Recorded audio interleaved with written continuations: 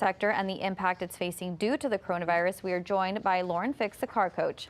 Lauren, another sector that's been hit hard since the coronavirus started. Right before it started, it was actually doing pretty well. But what do you make of the move GM is making to cut pay? Will that be enough to help keep the company afloat? Well, I think you have to start cutting costs someplace. You've got nothing being produced right now, and so you have no income coming in other than any past due accounts receivable. So in this case, you're looking at a lot of companies, they're really hurting. And this is not the time for that when last year's sales were 17.1 million. Cutting salaries, executives not taking any pay will help a little bit. Is it going to help a lot? No, I think they need to start getting back to work.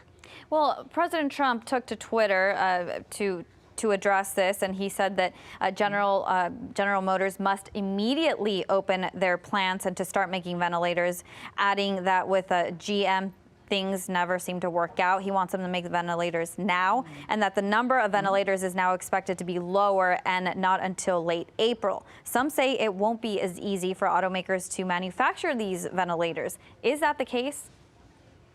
Well, here's what's really going on.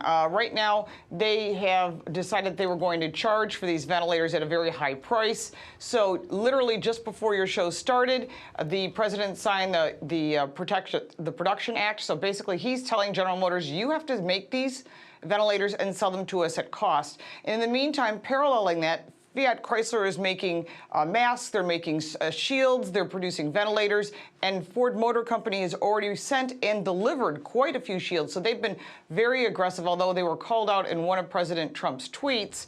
Ford Motor Company has been living up to that by using their plastic machines to make those plastic shields, which is needed in hospitals.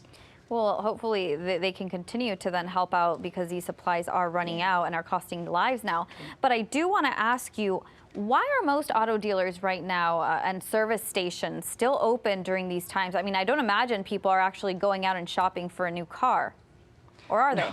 No, you're right. No, they're not producing, they're not buying new cars, although dealers would love to sell you a new car, and there are some that are selling online, including dealers that are shut down. They'll do some online sales, but the problem is the Department of Motor Vehicles are shut down, especially here in New York State. So one of the things that you need to know is you can get an exclusion, and one of the exclusions is auto repair and parts. So if you're in need of a vehicle, whether it's for military or for medical reasons or just for the average person to get to the doctor or to the grocery store, they did offer that opportunity for repair shops to remain open. So local repair shops, dealer repair and parts facilities, which is where they make the bulk of their money, the individual dealers, those are still open. Is business busy? Not really, but it's nice to know that it's there. If you have a flat tire or something breaks, it allows you to get that vehicle fixed so you're not stuck. So it's not necessarily just those selling, but indeed the people who actually need their car serviced, which makes sense. Right.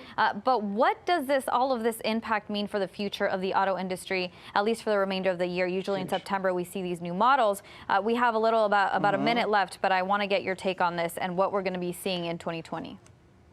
Oh, it's huge, huge. Last year we sold 17.1 million. You're looking at ALG, JD Power. Everyone's saying it's going to be a huge cut. I'm hearing anything from 12 million in sales to 11.4 million. Wow. The loss of 6 million vehicles is huge, and that is going to be an impact to the Dow Jones and everything else because these suppliers need to be making cars. Right, and it's probably gonna really greatly impact it, especially given that we don't know how long this timeline will last. But Lauren Fix, the car coach, thank you so much for your time.